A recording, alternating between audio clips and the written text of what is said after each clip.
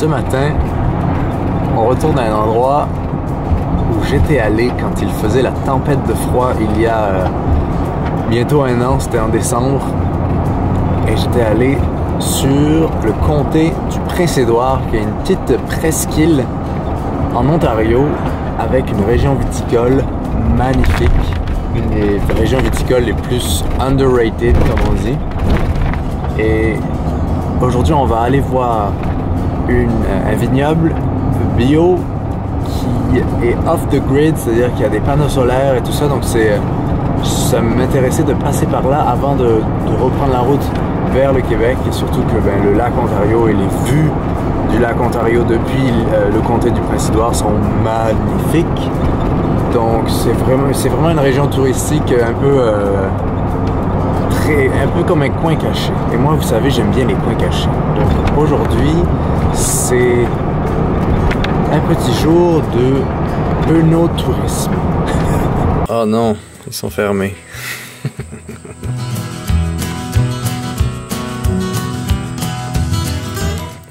Bon, c'est là où je suis content d'avoir mon téléphone intelligent. Parce que je peux faire plus de recherches sur trouver un autre vignoble. Parce que celui-là est fermé et je voulais vraiment venir le voir.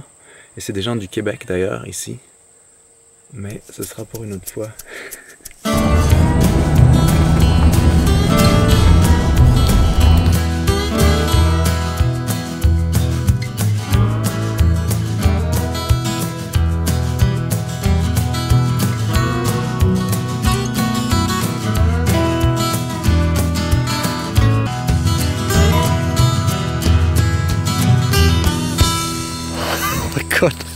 Oh my god.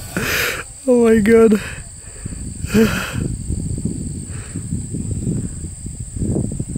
Hi. En fait, on dirait vraiment des Ewoks. Vous savez, dans Star Wars.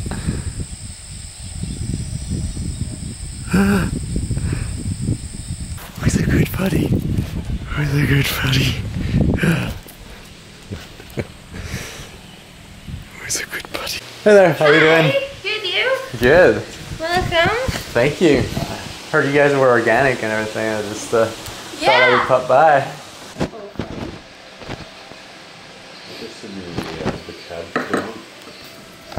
Oh, that's definitely not kind of wild. Yeah? Yeah, it's so like very mineral, earthy, you know?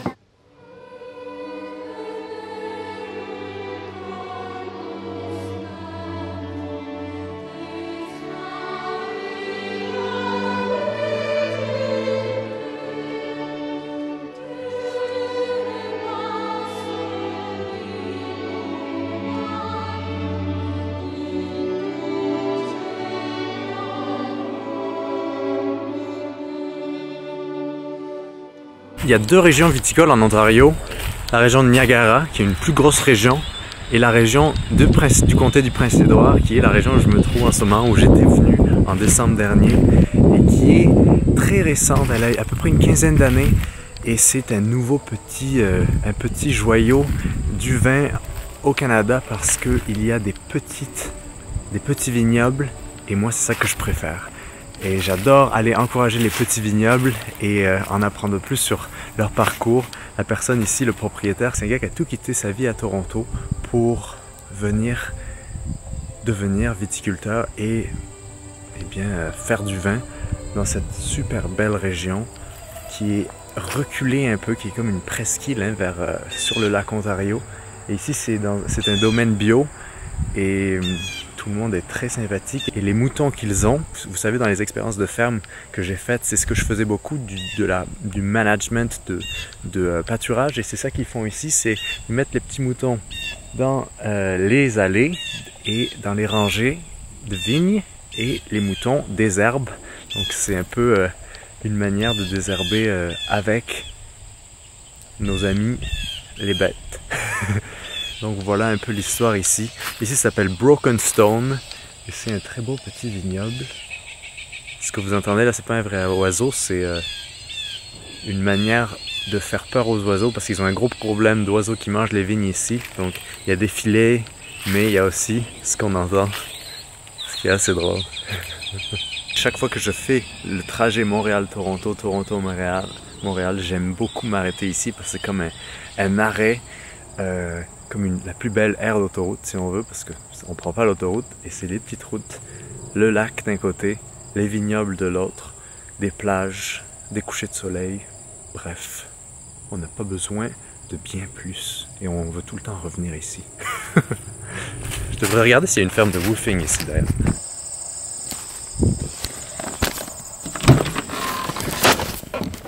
Je devais prendre une petite bouteille. Et ce qui est drôle, c'est qu'en ce moment, on est en plein dans les vendanges. Et la semaine prochaine, ce qu'il fait en fait ici, c'est qu'il appelle plein de volontaires à venir faire les vendanges. Et c'est dans une semaine. Et ils étaient tellement sympas, les gens ici. J'aurais limite envie de revenir pour venir faire les vendanges.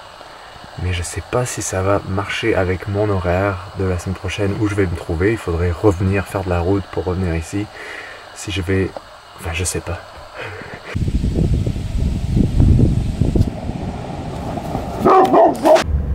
Oh, regardez cette belle petite plage pour notre pause midi. Si c'est pas beau ça. Vraiment extraordinaire.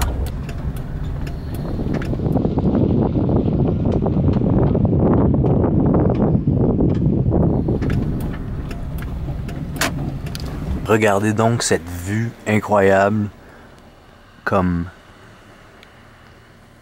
dur de faire mieux qu'une vue comme ça avec un petit repas. Vous vous souvenez peut-être, si vous n'avez pas vu cette vidéo, vous pouvez toujours la revoir. Il y a quelques mois, j'étais dans la vallée de Napa, qui est une des régions viticoles les plus connues en Amérique du Nord.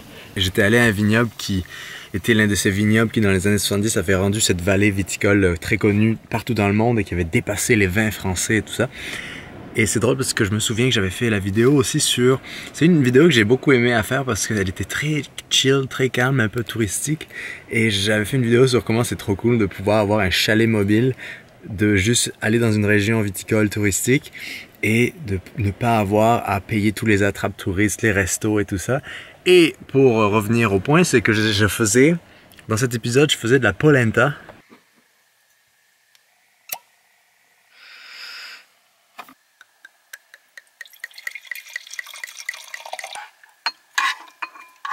Ce soir, des petits ronds de polenta. Et aujourd'hui, je suis dans une région viticole et je mange de la polenta pour midi. C'était assez cocasse pour le marquer. J'ai l'impression qu'en ce moment, dans ces vidéos que je suis en train de faire, je fais que faire des allusions aux vidéos que j'ai faites avant. Peut-être je devrais arrêter la vie en van. Non, je rigole, hein.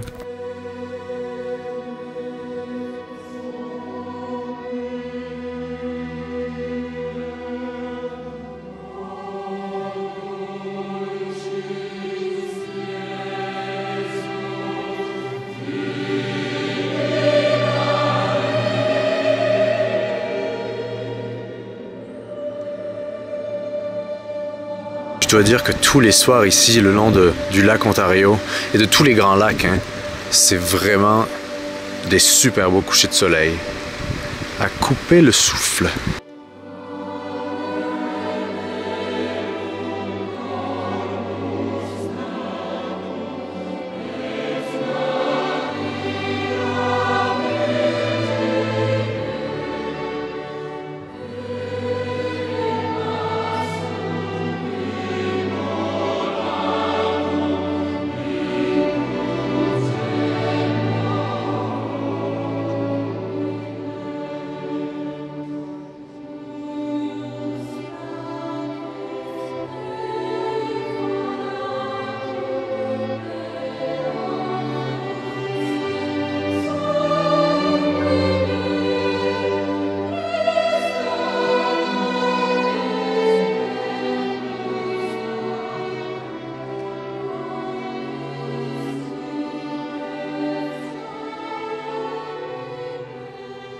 Quelque chose que je réalise aujourd'hui, c'est après, dès que je vois des gens proches de la terre, je vois des animaux, je vois des champs, tout d'un coup je me sens à la maison. Et ça fait juste 2 semaines et demie, je pense, bientôt 3, que j'ai quitté la ferme, ma dernière ferme où j'étais au Montana.